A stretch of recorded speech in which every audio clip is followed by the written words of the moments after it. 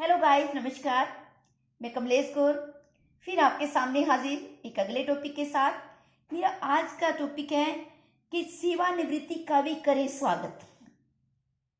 नौकरी के अंतिम दिन पछतावे का अनुभव करना एक विफल व्यक्ति माना जाता है। लंबी गुलामी के बाद प्राप्त होने वाली आजादी को अपनी बाहों में फैलाकर जो उसका स्वागत नहीं करता, उसकी कृपा का पात्र भगवान भी नहीं बनता। इसलिए एरिक फॉर्म ने अपनी किताब में लिखा है द फियर ऑफ फ्रीडम, आजादी का डर। कुछ लोग सारी उम्र डरते हैं कि जब मेरी नौकरी कंप्लीट हो जाएगी, जब मैं सेवानिवृत्त हो जाऊंगा, जब मेरी रिटायरमेंट हो जाएगी तो मैं क्या करूंगा। नौकरी छूट जाने के बाद या नौकरी कंप्लीट हो जाने के बाद मैं खाली रह जाऊंगा, मैं एक फ्यूज बल्ब की तरह हो जाऊंगा। तो ये चीज आप न सोचें। जैसे कि गीता में लिखा है, दो शब्दों को इकट्ठा प्रयुक्त किया गया, प्रवृत्ति व निवृत्ति। प्रवृत्ति है जीने की ललित कला से प्रवृत्ति रखना, जीने की कला की प्रवृत्ति रखना, और निवृत्ति में होना यानी कि निपट जाना। तो किसी भी चीज को आप प्रवृत्ति यानी कि कला से निपुण होकर कर सकते हैं या उसको निपटा सकते हैं।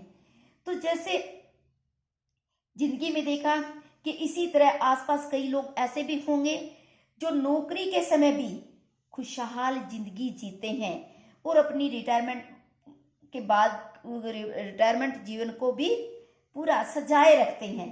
जैसे 100 फूल किसी बाग में हैं और 5 फूल और उन्हीं के साथ हैं, लेकिन 100 फूल में से 5 फूल अलग ही नजर आएंगे। तो आपको वो 5 फूल जैसा बनना है जो अलग नजर आए, यानी कि फूल बहुत खिला हुआ फूल। तो वो आप कब बनेंगे।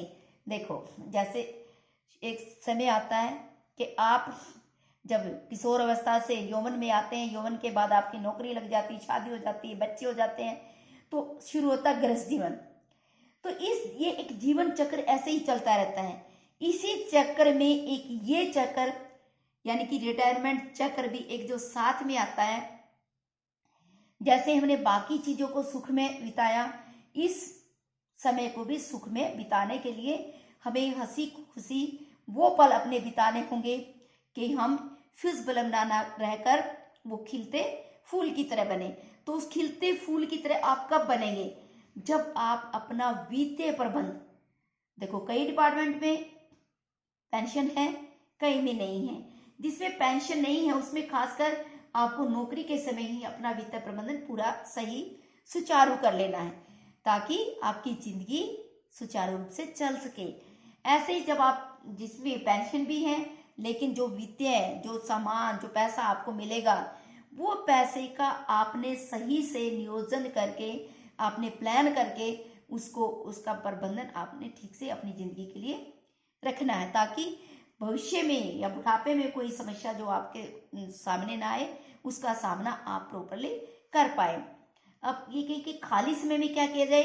खाली समय में आप किसी भी समाज सेवा में काम कर सकते हैं, किसी अच्छा अपनी हॉबी को और एक्सप्लोर कर सकते हैं, और कोई काम जो आपको किसी गरीबों की सहायता कर सकते हैं, कुछ काम ऐसा जो जीवन कल्याण के लिए काम आप कर सकते हैं।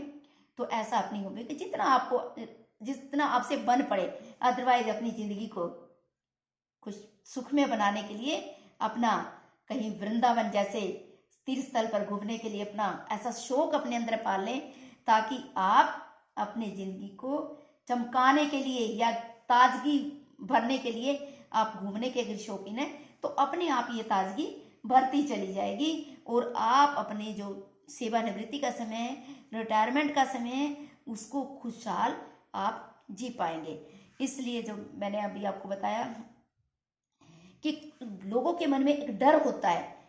जैसे आप छोटे स्टेशन से जो गाड़ी जाती है, जैसे हमारा छोटा हाल्ट है और एक बड़ी गाड़ी वहां से कोई राजधानी एक्सप्रेस वगैरह गुजर के निकल गई, तो छोटे हाल्ट वाले क्या सोचते हैं, अरे बड़ी तेज गाड़ी थी।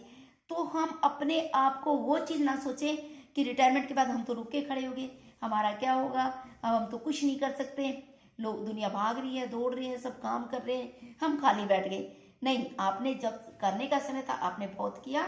आप ये सोच के चलें ताकि आप उस खिलते फूल की तरह बन जाएं और जो वो फ्यूज बल्ब वो न बने। ये मैं बार बार आपसे यही प्रार्थना करती हूँ कि आप अपने जीवन में नई नई नव चेतना एक ऐसी जगह के रखें ताकि बुढ़ापे का समय आपका सही गुजरे। रिटायरमेंट लाइफ को सुख में बनाने के लिए आप हमेशा सुख के पलों के बारे में सोचें, कभी भी अपनी जिंदगी से निराश ना हो। मैं उम्मीद करती हूँ कि वीडियो आपको जरूर पसंद आएगी। वीडियो पसंद आए तो लाइक करें, मेरे gold HS education tip channel को सब्सक्राइब कर लें ताकि आगे आने वाली वीडियो का नोटिफिकेशन आपको मिल जाए। वीडियो को एंड तक देखने के लिए थैंक यू। और मैं अपने पेंशनर जो बड़े भाई बहनें जो भी हैं, जो रिटायर हो चुके हैं या होने वाले हैं, आप कमेंट्स के माध्यम लिखें कि आप अपनी जिंदगी को बेहतर किस तरीके से कर पा रहे हैं या और कैसे कर पाएंगे। तो मैं उम्मीद करती हूँ कि आपको जरूर पसंद आएगी। नमस्कार, थैंक यू, जय हिंद, जय भारत।